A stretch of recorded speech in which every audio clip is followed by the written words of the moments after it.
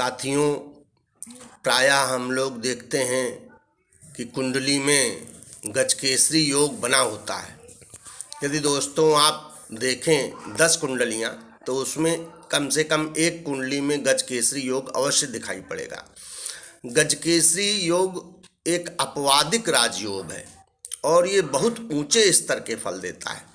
फिर भी हम लोग पाते हैं कि जब गजकेसरी बना हुआ है तब भी जातक व्यक्ति एक साधारण स्थिति बनाए रखता है। तो साथियों, आपको बताना चाहूँगा कि गजकेसरी योग उत्तम कोटि का जब होता है तभी वो उत्तम कोटि के फल भी देता है। तो उत्तम कोटि में क्या नियम शर्तें हैं वो मैं आपको बता रहा हूँ। गजकेसरी में तो गजकेसरी चंद्रमा और गुरु से बनता है। जब चंद्रमा और गुरु परस्पर केंद्र में होते हैं तो गजकेसरी योग बनता है।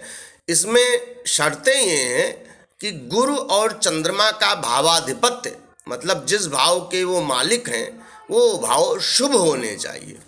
इसके अलावा उनकी स्थिति भी शुभ भाव में होनी चाहिए। और सबसे महत्वपूर्ण दोस्तों बात यह है कि इनकी डिग्री पर ध्यान रखना चाहिए। चंद्रमा को सदैव गुरु की डिग्री से कम होना चाहिए। जैसे गुरु की डिग्री मान लीजिए 20 है तो चंद्रमा की डिग्री इससे कम ही होनी चाहिए। यदि चंद्रमा की डिग्री गुरु से ज़्यादा हो जाएगी तो कभी भी गजकेसरी अपने अच्छे फल, बहुत अच्छे फल नहीं दे पाएगा।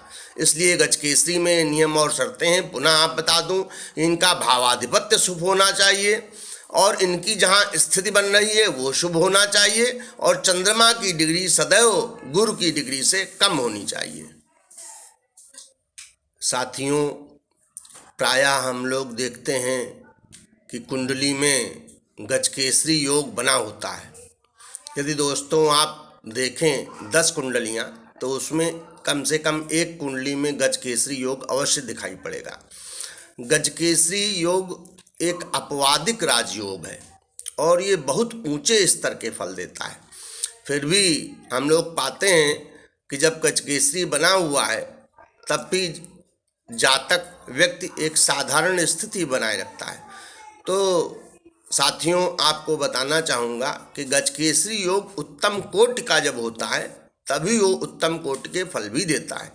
तो उत्तम कोटि में क्या नियम शर्तें हैं वो मैं आपको बता रहा हूँ। गजकेसरी में तो गजकेसरी चंद्रमा और गुरु से बनता है। जब चंद्रमा और गुरु परस्पर केंद्र में होते हैं तो गजकेसरी योग बनता है। इसमें शर्तें ये हैं